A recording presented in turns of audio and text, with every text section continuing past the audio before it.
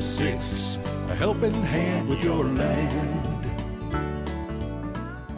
Neil from Essex here to show you a new Kubota tractor. This is a B2401 in addition to the small end of the B series. I'm gonna walk you around this machine a little bit here today and show you some of the new things that it brings to Kubota's product line. So we're gonna start with the model number. All Kubota tractors have a somewhat meaningful model number. It's gonna tell you a little bit about the machine just by understanding how to read those digits. So the 01 on the end of here tells you it's an 01 series tractor, and it fits in the product family with the 2301 and the 2601 that we sell today.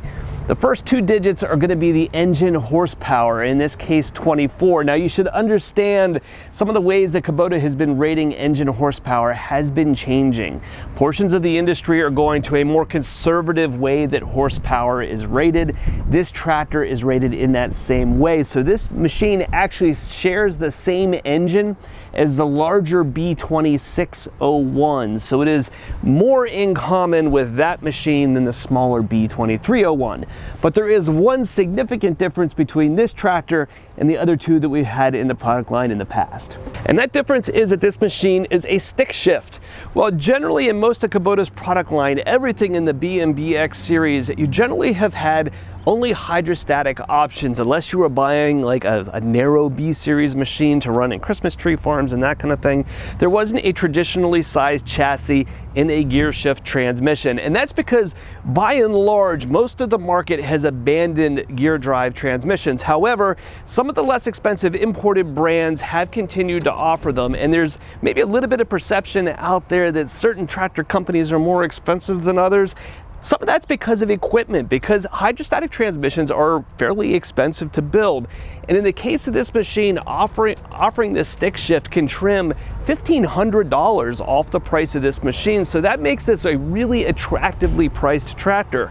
So much so that you can nearly go through and spec this machine out with loaders and mower decks and be almost in the price range of a BX subcompact. So if you can manage a stick shift transmission, you can really buy a lot of tractor for your money, which is what some of those other companies have been offering in the past, and we just didn't have a good product in order to stand up against some of those kinds of configurations. So this gives us that. Now, do understand, this is not a transmission for everybody. If you're coming to equipment for the very first time and you're not used to running an unsynchronized stick shift transmission, this is not probably for you. Hydrostatics are a lot easier to operate, a lot more convenient to run, but this does offer some compelling reasons why you might want to consider it.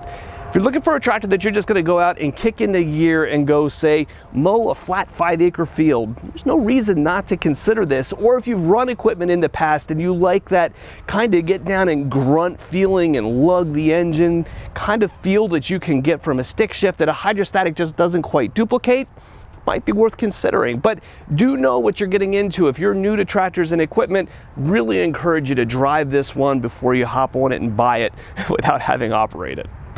There are loads and loads of different types and styles of transmissions in tractors. And when we get outside of hydrostatic into the world of gear drive transmissions, you have power shifts and power shuttles and glide shifts and synchronized and unsynchronized. There's a lot of terminology and a lot of different ways that these transmissions are built. Understand that this is about the most simplistic version of what's out there. So this is going to give you 3 gears in forward on the main shifter that I shift right here on my right-hand side, and 3 operating ranges. The operating ranges are the same gearbox that you have in the hydrostatic version. So you have a low, medium, high by 1, 2, 3, which gives you 9 effective gears in forward and 3 effective gears in reverse.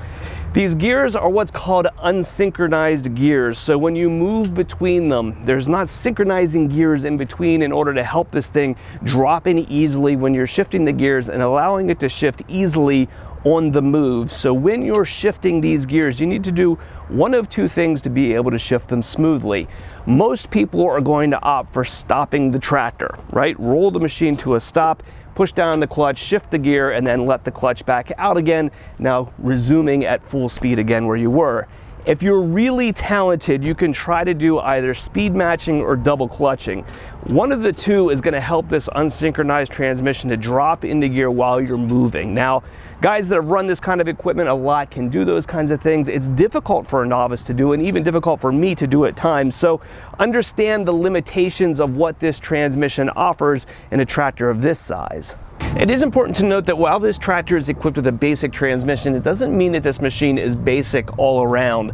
You're going to get some nice features here on the rear end of the machine that are optional on some other models, or might be a little bit more crude implementation on other tractors. So you're going to find that the drawbar on the back of the machine back here is standard equipment. Believe it or not, there's some machines out there today that this thing is optional. And your sway bars and 3-point hitch are going to be a little bit nicer hardware than what's typical. A lot of machines are going to use turnbuckles down here where you have threaded rods that have to be turned back and forth in order to make adjustments. Those are a pain in the rear end compared to this style right here, where you can pull out a pin, move your arm back and forth, and then pin it right back into place. It's a lot nicer and more convenient setup to work with.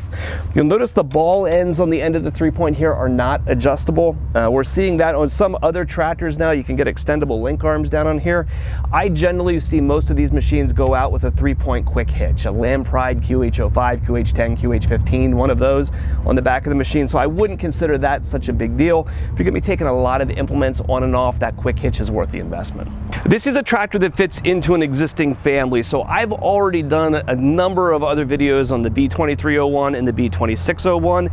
If you're interested in this machine and you'd like to learn more about loaders and mower decks and backhoes and other attachments and what it's like to operate, if you search for my videos on those other two models, everything that's said about those other machines applies here as well. The main difference is really this transmission that we highlighted here today.